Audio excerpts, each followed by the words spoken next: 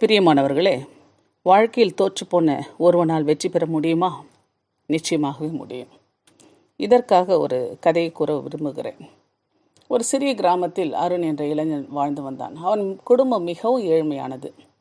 அவனுடைய தந்தை ஒரு சிறிய கூலி வேலை செய்து வந்தார்.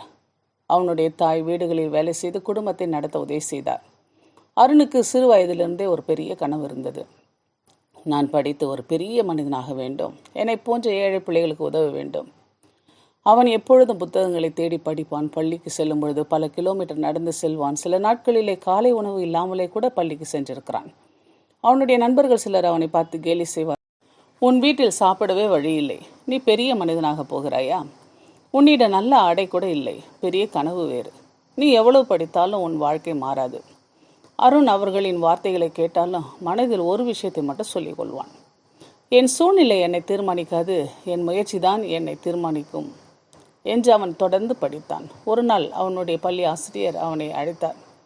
அருண், உனக்கு ஒரு நல்ல செய்தி. மாவட்ட அளவில் நடைபெறும் உதவித்தொகை தேர்வில் நீ கலந்து கொண்டால் உன் மேல் படிப்புக்கான செலவை பெற முடியும் என்று சொன்னார். அருணின் கண்களில் நம்பிக்கை பிறந்தது.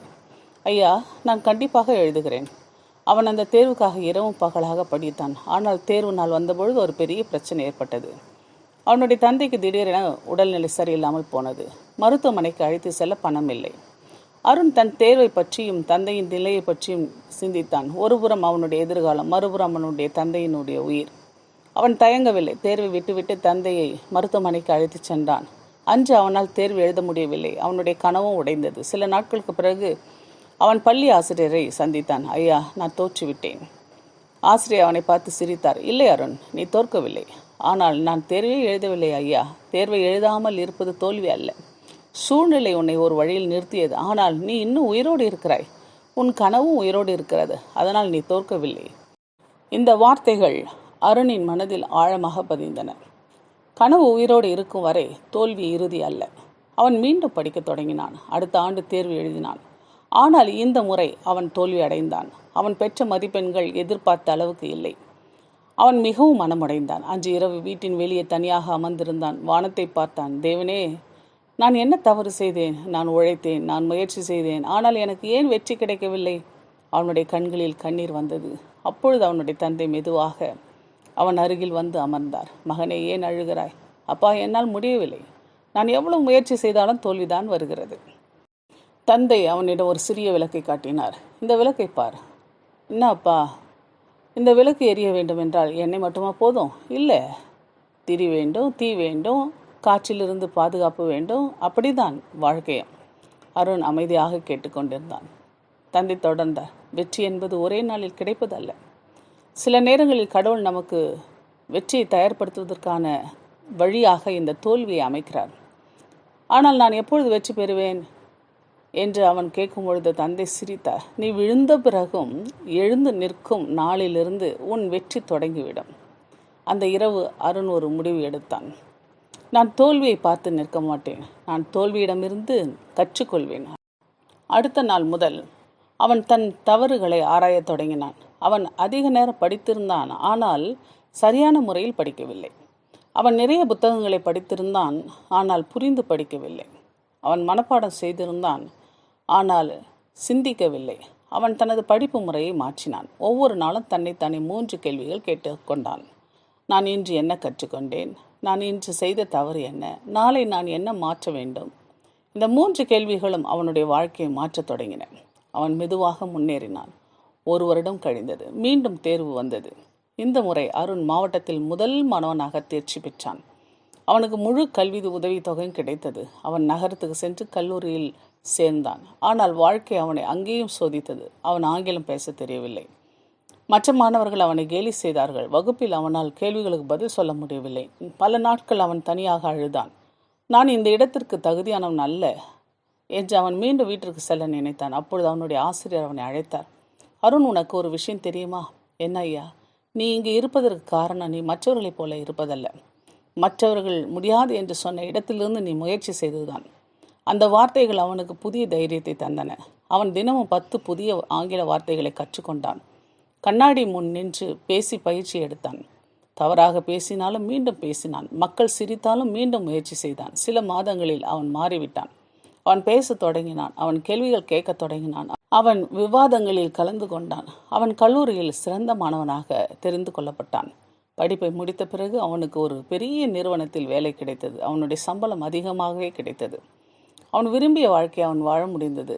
ஆனால் அவன் தன் கிராமத்தை மறக்கவில்லை. அவன் ஒரு நாள் தனது கிராமத்துக்கு திரும்பினான். அங்கு ஒரு சிறிய கட்டிடத்தை கட்டினான். அதன் வாசலில் ஒரு பலகை வைக்கப்பட்டது. அதில் விழுந்தாலும் எழு கல்வி மையம். ஆம், ஏழை மாணவர்களுக்கு இலவசமாக கல்வி கற்பிக்க தொடங்கினான். ஒரு நாள் அவனுடைய பழைய நண்பர்கள் சிலர் அவனை சந்திக்க வந்தனர். அவர்களில் ஒருவன் சொன்னான், அருண், நாங்கள் உன்னை பார்த்து ஒரு காலத்தில் சிரித்தோம். நீ பெரிய மனிதனாக முடியாது என்று சொன்னோம். ஆனால் இன்று நீ எவ்வளவு உயரத்தில் இருக்கிறாய். அருண் சிரித்தான். நீங்கள் அன்று சொன்ன வார்த்தைகள் எனக்கு வலித்தன. ஆனால் அந்த வழிதான் என்னை முன்னேற செய்தது. அப்பொழுது அருகில் ஒரு சிறுவன் நின்று கொண்டிருந்தான். அவன் மிகவும் ஏழ்மையான தோற்றத்துடன் இருந்தான். அருண் அவனை அழைத்தான். தம்பி, நீ என்ன ஆக வேண்டும் என்று நினைக்கிறாய்? சிறுவன் தயக்கத்துடன் சொன்னான். எனக்கு தெரியவில்லை அண்ணா, நான் ஏழை. என்னால் பெரிதாக எதுவும் ஆக முடியாது என்று எல்லோரும் சொல்லுகிறார்கள். அருண் அந்த சிறுவனின் தோளில் கை வைத்தான். நான் உனக்கு ஒரு ரகசியம் சொல்லுகிறேன். சிறுவன் ஆவலுடன் பார்த்தான். அருண் மெதுவாக சொன்னான், உன்னை பற்றி மற்றவர்கள் என்ன நினைக்கிறார்கள் என்பது முக்கியமல்ல. நீ உன்னை பற்றி என்ன நினைக்கிறாய் என்பதுதான் முக்கியம். நீ இன்று இருக்கும் நிலை உன் இறுதி நிலை அல்ல. நீ விழுந்த இடம் உன் முடிவு அல்ல. உன் கையில் வாய்ப்பு இல்லாமல் இருக்கலாம், ஆனால் உன் கையில் முயற்சி இருக்கிறது. உன்னிடம் பணம் இல்லாமல் இருக்கலாம், ஆனால் உன்னிடம் கனவு இருக்கிறது. உனக்கு உதவி செய்ய யாரும் இல்லாமல் இருக்கலாம், ஆனால் உன்னை நீ எழுப்பிக் கொள்ள முடியும். சிறுவனின் கண்களில் கண்ணீர் வந்தது. அண்ணா, நான் முயற்சி செய்கிறேன். அருண் சிரித்தான். முயற்சி செய். தோல்வி அடைந்தால் மீண்டும் முயற்சி செய். மீண்டும் தோல்வி அடைந்தால் வேறு வழியில் முயற்சி செய். ஆனால் ஒருபோதும் உன்னை நீ கைவிடாதே. பல ஆண்டுகள் கழிந்தன. அந்த சிறுவன் பெரிய விஞ்ஞானியாக மாறினான். ஒரு நாள் அவன் தொலைக்காட்சியில் பேட்டி அளித்து கொண்டிருந்தான். அவனிடம் ஒரு கேள்வி கேட்கப்பட்டது. உங்கள் வெற்றி காரணம் என்ன? அவன் சிரித்து கொண்டு சொன்னான், என்னை நம்பிய ஒருவரின் ஒரு வார்த்தை. அந்த வார்த்தை என்ன? அவன் சொன்னான், நீ இன்று இருக்கும் நிலை உன் இறுதி நிலை அல்ல. ஒரு நாள் நீங்கள் கடந்து வந்த பாதையை திரும்பி பார்க்கும் பொழுது, நான் விழுந்த ஒவ்வொரு முறையும் தேவன் என்னை இன்னும் உயரமாக எழுப்பினார் என்று சொல்லக்கூடிய நாளை உங்கள் வாழ்க்கையில் காண்பீர்கள்.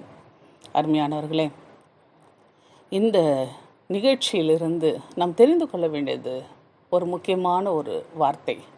வேதத்தில் சொல்லியிருக்கிறபடி, மிகா 7ஆம் அதிகாரம் 8வது வசனம் சொல்லியிருக்கிறபடி, நான் விழுந்தாலும் எழுந்திருப்பேன், நான் இருளில் உட்கார்ந்தாலும் கர்த்தர் எனக்கு வெளிச்சமாயிருப்பார். நம்மை உயர கொண்டு போகிறவர் கர்த்தர். நாம் விழுந்த நிலையிலிருந்து நாம் முயற்சி எடுக்க வேண்டும்.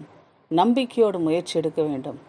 கர்த்தர் என்னை ஒரு நாள் உயர்த்துவார் என்ற நம்பிக்கை நமக்குள் இருக்குமானால் எல்லா விதத்திலும் கர்த்தர் நம்மை உயர்த்த அவர் வல்லவராய் இருக்கிறார். விழுந்த இடத்திலே இருந்து விடாமல் விசுவாசத்தோடு கர்த்தரை நம்பி முயற்சிகளில் ஈடுபடுவோம். கர்த்தர் தாமே நம்மை ஆசீர்வதிப்பாராக.